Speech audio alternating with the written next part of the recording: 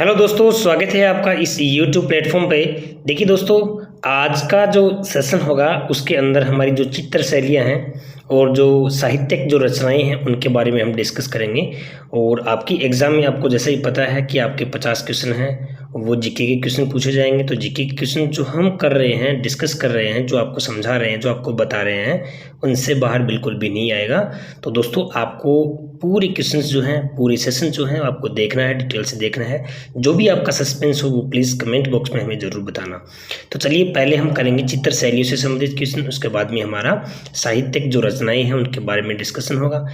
तो first question है कि जयपुर चित्रकला शैली का स्वर्ण काल किस शासक के काल को माना जाता है? तो चित्रकला शैली का स्वर्ण काल, और वो भी चित्रकला कौन सी? जयपुर चित्रकला की बात कर रहा है। तो दोस्तों देखिए, स्वाई प्रताप सिंह जिन्होंने 1799 में क्या करवाया था? हवा महल का निर्माण करवाया था। आपको ध्यान हो तो ये स्वाई प्रताप सिंह का जो काल है वो चित्रकला शैली का स्वर्ण काल कहा जाता है। तो वेरी इंपॉर्टेंट क्वेश्चन है ये।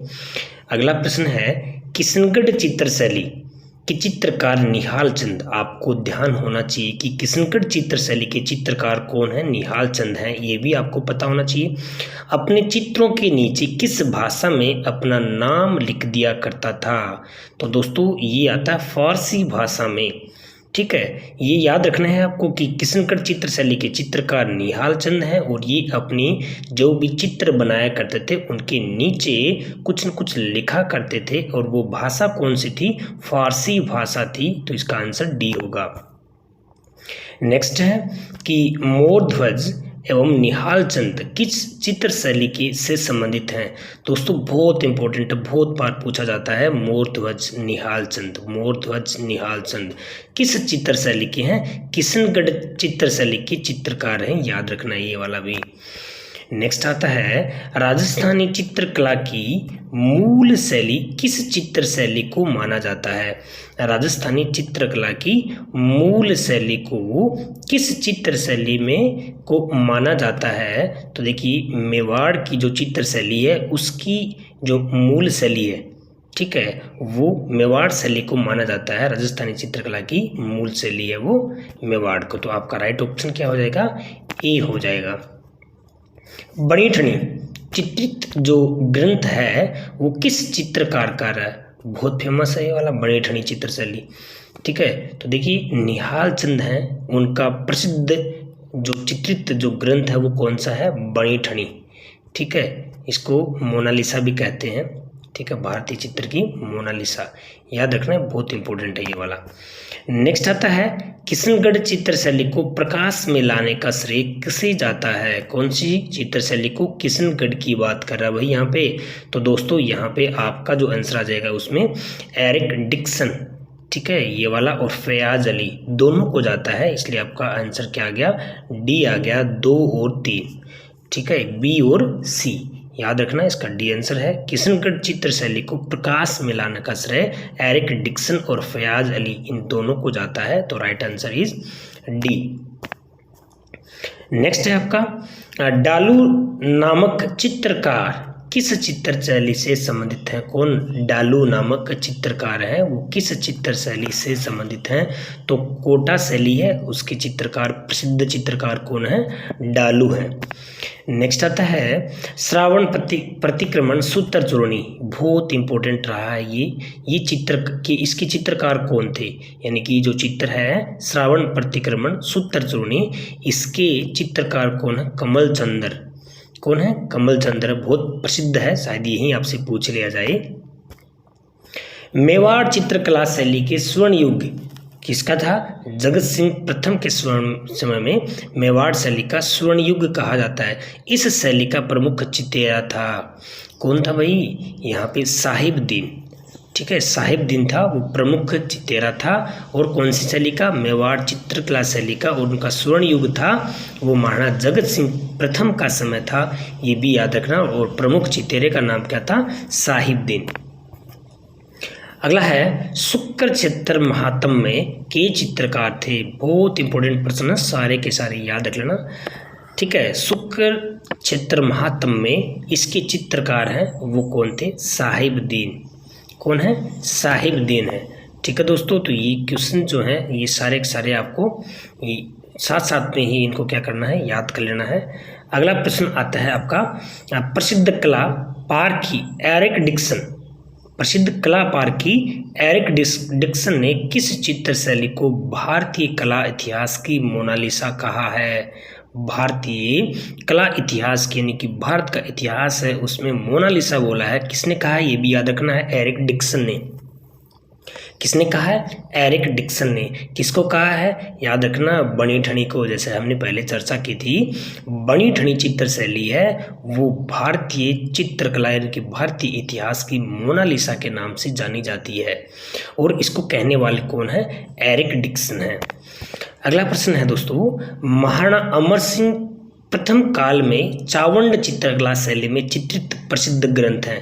महाराणा अमर सिंह प्रथम काल में, और जो चावंड चित्रकला शैली जो चित्रित हुई थी ये भी याद रखना, किसके काल में? अमर सिंह प्रथम के काल में। तो उसके जो चित्रित ग्रंथ है वो कौन से हैं? रागमाला। कौन से हैं? रागमाला। नेक्स्ट है, उदयपुर के किस शासक ने राजमहल में चितेरों की ओबरी नामक कला विद्यालय स्थापित करवाया था? बहुत इंपॉर्टेंट है। उदयपुर के किस शासक ने राजमहल में चितेरों की ओबरी, क्या नाम है भाई? चितेरों की ओबरी, ये जो कला विद्यालय है वो स्थापित करवाया था? तो इसमें आपका क्या था है? जगत सिंह प्रथम। याद रख लोगे, जगत सिंह प्रथम ने स्थापित करवाया था। वह चित्रकार जिसने मेवाड़ के महाराणा अमर सिंह के काल में, यानी कि उनका जो काल था वो 1605 के आसपास का, तो 1605 ईस्वी में चावंड की रागमाला चित्रित की थी। तो वो चित्रकार कौन है? तो वो चित्रकार है नसीरुद्दीन। ये भी बहुत इंपॉर्टेंट है। वह चित्रकार जिसने मेवाड़ के महाराणा अमर सिंह के काल में चावंड की रागमाला चित्रित की थी, तो यह आता है नसीरुद्दीन 1605 में। ब्लू पोट्री के पर्याय कौन माने जाते हैं? ब्लू पोट्री दोस्तों, blue poetry K S. Shekhawat, blue poetry के जनक हैं के.एस. शेखावत। नेक्स्ट है, भगवान श्री कृष्ण की लीलाएं किस चित्रकला की विशेषता है? भगवान श्री कृष्ण की लीलाएं किस चित्रकला की विशेषता है? तो यहाँ पे आता है नाथ द्वारा चित्रकला है, नाथ द्वारा शैली है, उसकी जो चित्रकला है उसकी विशेषताएं। श्री कृष्ण की लीलाएं हैं, ये भी कई बार आपसे पूछ सकते हैं कि इसमें किस चीज़ को विशेषता दी गई है, तो भगवान श्री कृष्ण की लीलाओं को। नेक्स्ट, पिछवाई कलाकृतियों में बने चित्रित उद्धृत किए जाते हैं, तो इसमें क्या आता है? भगवान कृष्ण के जीवन से। याद रख लोगे ना, देखिए भगवान श्री कृष्ण के जीवन से ऐसे जो बने चित्र हैं वो चित्रित किए जाते हैं, वहाँ पे उद्धृत किए जाते हैं। अगला प्रश्न है, अलवर चित्र शैली किन दो शैलियों का मिश्रण है? अलवर चित्र शैली है वो जयपुर की मारवाड़ शैली और मुगल शैली, क्योंकि मुगलों का ज़्यादा इस पे क्या था? प्रभाव था। ठीक है, तो यहाँ पे क्या आ गया? जयपुर की मारवाड़ शैली और मुगल शैली। नेक्स्ट प्रश्न आता है, पाने चित्रित किए जाते हैं, पाने हैं वो चित्रित किए जाते हैं, तो ध्यान रखना कागज पर चित्रित किए जाने वाले जो चित्र होते हैं उनको पाने बोलते हैं, ये भी वेरी वेरी इंपॉर्टेंट है। नेक्स्ट आता है, जयपुर राज्य के कारखाने का नाम जहां कलाकार चित्र और लघु चित्र बनाते थे। जयपुर राज्य के कारखाने का नाम, तो उस कारखाना जो है जहाँ पर चित्र लघु और बड़े छोटे सारे बनते थे उसका नाम क्या है? सूरत खाना। बहुत बार पूछा गया प्रश्न है, ये सूरत खाना है जहाँ पर क्या बनते थे? कलाकार चित्र और लघु चित्र बनाते थे, सूरत खाना। नेक्स्ट क्वेश्चन आता है, इंडियन मोनालिसा के नाम से जाना जाने वाला चित्र राजस्थान की किस चित्र शैली से संबंधित है? तो दोस्तों किशनगढ़ चित्र शैली से, जैसा कि आपको मैंने बताया था ना, भारतीय मोनालिसा भी कहते हैं उसको, बने ठनी को, तो वो किशनगढ़ चित्र शैली से है, तो सी आ जाएगा इसमें। नेक्स्ट आता है, निम्नलिखित में कौन सी चित्रकला शैली राजस्थान से संबंधित नहीं थी? तो दोस्तों कांगड़ा चित्र शैली है वो राजस्थान से संबंधित नहीं थी, बाकी शेखावाटी, हाड़ौती और मारवाड़, ये कांगड़ा है वो हिमाचल ये से संबंधित है। बनी ठनी चित्र के चित्रकार का क्या नाम था? बनी ठनी चित्र के चित्रकार का नाम था निहाल चंद। बहुत बार पूछा गया है कि बनी ठनी है उस जो भारतीय मोनालिसा जिसको अपन बोलते हैं उसके चित्रकार कौन था, उसको चित्रित करने वाला, तो निहाल चंद है, ये याद रखना। रागमाला प्रसिद्ध के जो रागमाला प्रसिद्धि के चित्र हैं, यानी कि रागमाला को चित्रित करने वाले कौन हैं, ये मेवाड़ शैली के चित्रकार हैं। तो मेवाड़ शैली से संबंधित है ये रागमाला। नेक्स्ट आता है राजस्थानी विचारधारा की चित्रकला का आरंभिक मुख्य केंद्र था। राजस्थानी विचारधारा की चित्रकला का आरंभिक मुख्य केंद्र क्या था, बूंदी। नेक्स्ट आता है नारी सौंदर्य किस शैली की प्रमुख विशेषता है। नारी सौंदर्य है वो याद रखना किशनगढ़ चित्र शैली की प्रमुख विशेषताएं है, उसमें नारी की जो भी बखूबी वर्णन किया गया है नारी के सौंदर्य को इसमें। अगला प्रश्न है राजस्थान शैली का उद्गम किसे माना जाता है। राजस्थान की जो शैलियां हैं उनका उद्गम है वो किसे माना जाता है, अपभ्रंश शैली से माना जाता है। ठीक है, अपभ्रंश शैली से राजस्थानी चित्र जो शैलियां हैं उनका उद्गम हुआ है। नेक्स्ट आता है पशु पक्षी को जिस चित्रकला में विशेष स्थान मिला है वह कौन सा है दोस्तों, बूंदी चित्र शैली में पशु पक्षियों को विशेष स्थान मिला है, और ये भी वेरी इंपॉर्टेंट प्रश्न है। राजस्थानी चित्रकला संग्रहालय पोथी खाना किस स्थान पर है। पोथी खाना बहुत बार पूछा गया है। राजस्थानी चित्रकला का संग्रहालय है वो क्या नाम है उसका, पोथी खाना है, और वो कहाँ पर है, जयपुर में है। पोथी खाना कहाँ स्थित है, जयपुर में है। बहुत इंपॉर्टेंट प्रश्न है ये। राजस्थानी चित्रकला की ढूंढाड़ी शैली किस चित्र शैली के सन्निकट है। राजस्थानी चित्रकला की ढूंढाड़ी शैली के चित्र किस चित्र शैली के सन्निकट है, तो दोस्तों यहाँ पे आता है जयपुर। ढूंढाड़ी कहाँ है, ढूंढाड़ी की जो भाषा होती है वो जयपुर के आसपास का एरिया है, वो वहाँ पे बोली जाती है। तो यहाँ पे क्या जाएगा, जयपुर शैली है, उसके सन्निकट है, उसके निकट है, उसकी जैसी है। नेक्स्ट कमान की तरह आंखें, केले के वृक्ष, गुलाबी रंग का प्रयोग किस चित्र शैली की विशेषता है। याद रखोगे कैसे, कमान की तरह आंखें, केले के वृक्ष और गुलाबी रंग का प्रयोग किस चित्र शैली की विशेषता है। दोस्तों बहुत इंपॉर्टेंट प्रश्न है ये, और यहाँ पे आपका क्या आता है, किशनगढ़ चित्र शैली।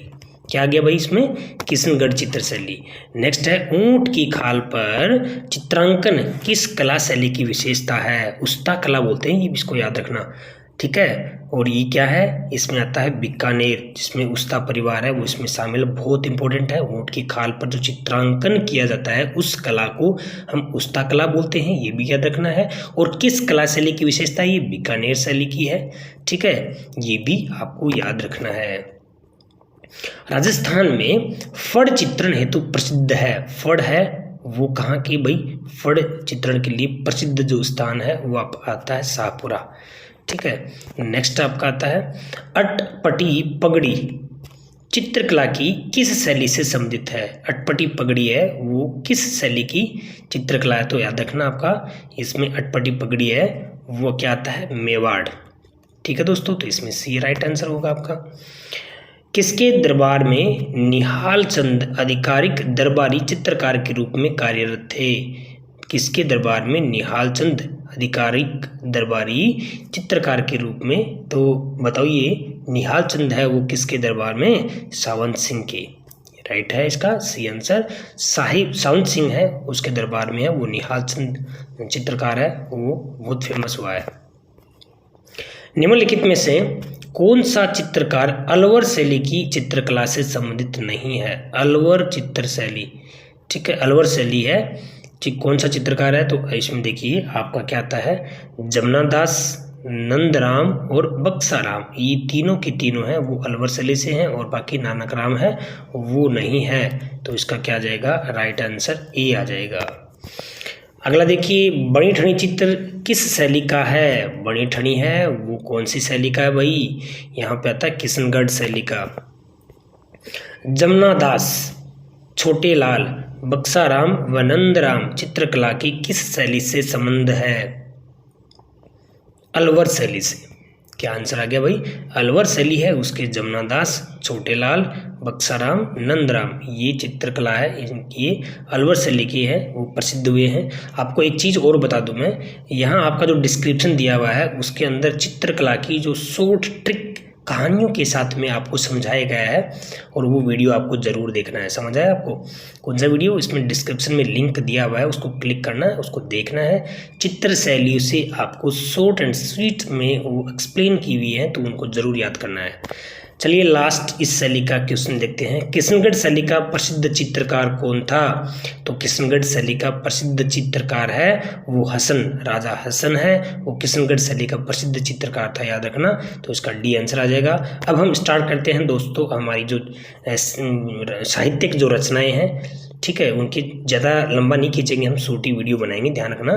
तो ये भी इम्पोर्टेंट प्रश्न है आपकी एग्जाम के लिए। तो चलिए स्टार्ट करते हैं। पहला, निम्नलिखित में से किस बोली पर मालवी का शक्तिशाली प्रभाव है? तो याद रखना ढूंढाड़ी बोली है, उसमें मालवी का शक्तिशाली प्रभाव है।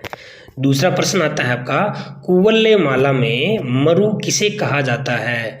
दोस्तों कुवल्ले माला में मारवाड़ी को मरु भाषा कहा जाता है, ठीक है। नेक्स्ट आता है, बागड़ी बोली कहाँ बोली जाती है? तो बागड़ी बोली है वो डूंगरपुर और बांसवाड़ा की जो क्षेत्र है वहाँ पर बागड़ी बोली है वो बोली जाती है। देखिए एक ये ध्यान रखना, ये जो है ना, ये लग गया ना, ये शेखावाटी वाला है बांगड़, ठीक है, ये भी याद रखना आपको। चलिए नेक्स्ट क्वेश्चन है, मारवाड़ी एवं ढूंढाड़ी दोनों की विशेषता रखने वाली भाषा कौन सी है? मालवी भाषा है, वो मारवाड़ी और ढूंढाड़ी दोनों का मिश्रण है वो है इसमें। राजा या किसी व्यक्ति विशेष की मृत्युपरांत शोक व्यक्त करने के लिए काव्य कहलाता है। तो दोस्तों मर्स्या क्या कहलाता है? वह काव्य मर्स्या कहलाता है। नेक्स्ट असंगत छाटना है इसमें से आपको। तो नागर समुच्चय, भक्त नागरीदास, अमीर महाकाव्य के नयन चंद्र सूरी, वेली कृष्ण रुक्मिणी, पृथ्वीराज राठौड़। तो दोस्तों इसके अंदर ये तीनों के तीनों है वो सही सुमेलित है, इनमें से ये डी आ जाएगा, इनमें से कोई नहीं, यानी कि असंगत कोई नहीं है इसमें से। चलिए नेक्स्ट देखते हैं, निम्नलिखित में से कौन सी रचना मीराबाई की है? तो इनमें से कौन सी रचना है वो मीराबाई की है भाई? तो आपको बताना है इसमें रचना जो है ना मीराबाई की, वो पदावली बोलते हैं उसको, क्या बोलेंगे उसको? पदावली रचना है वो मीराबाई की है। महाराणा प्रताप के दरबारी विद्वान जिसने मुहूर्तमाला ग्रंथ की रचना की थी, मुहूर्तमाला ग्रंथ की रचना किसने की थी? तो यहाँ पे आएगा आपके चक्रपाणि मिश्र ने की थी। नेक्स्ट क्वेश्चन है आपका, जोधपुर किले में पुस्तक प्रकाश पुस्तकालय की स्थापना किसने की? पुस्तक प्रकाश पुस्तकालय की स्थापना किसने की थी? तो दोस्तों मान सिंह ने पुस्तक प्रकाश पुस्तकालय की स्थापना की थी। वेरी वेरी इंपॉर्टेंट प्रश्न है ये। अगला है, निम्नलिखित में से कौन सा सुमेलित नहीं है? इसमें से आपको ये जो साहित्य का रचना है, ये रचनाएं हैं, ये साहित्यकार जो इनके रचनाकार हैं, तो ये आपको याद रखना कि कौन सा नहीं है। तो बोल भारमली यादवेंद्र शर्मा की है, बिल्कुल राइट है। पागी चंद्र प्रकाश देवल की है। कोडमदे ये मेघराज मुकुल की नहीं है। और पग फेरो मणि मधुकर की, ये वेरी वेरी इंपॉर्टेंट है, ये याद रखना, बहुत बार आपसे पूछ सकते हैं। कोडमदे है वो, इसमें क्या जाएगा? मेघराज मुकुल की नहीं है, तो that right answer is C, ठीक है ना, ये सुमेलित नहीं है इसके अंदर। नेक्स्ट देखिए दोस्तों, असंगत युग्म को छाटना है हमें। तो हमारा असंगत युग्म क्या है? पूर्वी राजस्थानी में क्या क्या आ गया देखो, ढूंढाड़ी आता है, हाड़ौती भाषा, मेवाती, अहिरवाटी ये आती हैं। और पश्चिमी राजस्थान में मारवाड़ी, मेवाड़ी और बागड़ी एवं शेखावाटी, बिल्कुल राइट है। इसका मतलब 1 व 2 जो है वो क्या है इसके अंदर राइट हैं। तो यहाँ पे आपका आंसर क्या जाएगा? इनमें से कोई भी है वो क्या नहीं है? असंगत नहीं, यानी कि दोनों के दोनों सही है ये। चलिए नेक्स्ट क्वेश्चन है आपका, महाराणा कुंभा द्वारा रचित नाटक किस भाषा में है? कुंभा ने जो नाटक लिखे थे अपने, जितने भी अपनी भाषा में, तो वो जो है वो कौन से है? मेवाड़ी भाषा में लिखे थे इसने। नेक्स्ट क्वेश्चन आता है आपका, लालदासी एवं चरणदासी संत संप्रदायों का साहित्य किस भाषा में है? लालदासी और चरणदासी संत संप्रदाय जो हुए हैं उनका मेवाती भाषा में है, उनका जो साहित्य है वो। नेक्स्ट आता है, कथा या कहानी अर्थ है। कथा या कहानी का वात, इसका अर्थ क्या होता है भाई? वात होता है, उसको बोलते हैं कथा या कहानी। नेक्स्ट है, कुवल्ले माला के लेखक कौन है? कुवल्ले माला के लेखक हैं वो कौन है? उद्बोधन सूरी, याद रखना, बहुत इंपॉर्टेंट है, आपसे कन्फर्म पूछ लेंगे। दक्षिणी पूर्वी राजस्थान की प्रमुख बोलियां हैं, किसकी? दक्षिणी पूर्वी राजस्थान की प्रमुख बोलियां हैं वो कौन सी हैं? मालवी और नीमड़ी, मालवी और नीमड़ी हैं। मारवाड़ी के बाद राजस्थान की दूसरी सबसे महत्वपूर्ण बोली है। मारवाड़ी के बाद में दूसरी सबसे महत्वपूर्ण बोली जो बोली जाने वाली है वो कौन सी है? मेवाड़ी। नेक्स्ट आता है राजस्थान की किस बोली पर ब्रज भाषा का प्रभाव काफ़ी अधिक दृष्टिगोचर होता है? ब्रज भाषा, तो ब्रज कहाँ बोली जाती है भाई? ब्रज है वो किस साइड में ज़्यादा बोली जाती है दोस्तों? जो मेवाती, जिसको अलवर का जो क्षेत्र है ना, वहाँ पर ज़्यादा बोली जाती है ना, उसके पड़ोस में। ठीक है, तो ये वाला जो है मेवाती अलवर का जो क्षेत्र है उसको बोलेंगे, तो इस पर ज़्यादा प्रभाव पड़ा है। नेक्स्ट आता है किस शैली की रचनाओं में राजवंशों की वंशावलियां विस्तृत विवरण सहित लिखी गई हैं? किस शैली की रचनाओं में? तो दोस्तों यहाँ पे आता है वंशावली जो होती हैं, ठीक है, वो विस्तृत विवरण सहित लिखी गई है। वंशावली, वंश जो है किस किस का वंश है वो किस में, उनको बोलते हैं वंशावलियाँ। और आज के सेशन का अंतिम प्रश्न है दोस्तों, किरतार बावनों के लेखक कौन है? बहुत इंपॉर्टेंट है आपका ये। तो कवि दुर्सा आडा ये किरतार बावनी के लेखक हैं और ये बहुत एग्जाम में पूछा गया है और निश्चित रूप से आपके एग्जाम में भी पूछेंगे। ठीक है दोस्तों, इस तरह से आपके क्या होगी, बहुत इंपॉर्टेंट सेशन हमने किया है। आई होप आपको अच्छा लगा होगा और कमेंट बॉक्स में आपके जो सस्पेंस है वो मुझे ज़रूर बताना। आपको शेयर करना, लाइक करना है और थैंक्स फॉर वॉचिंग इट।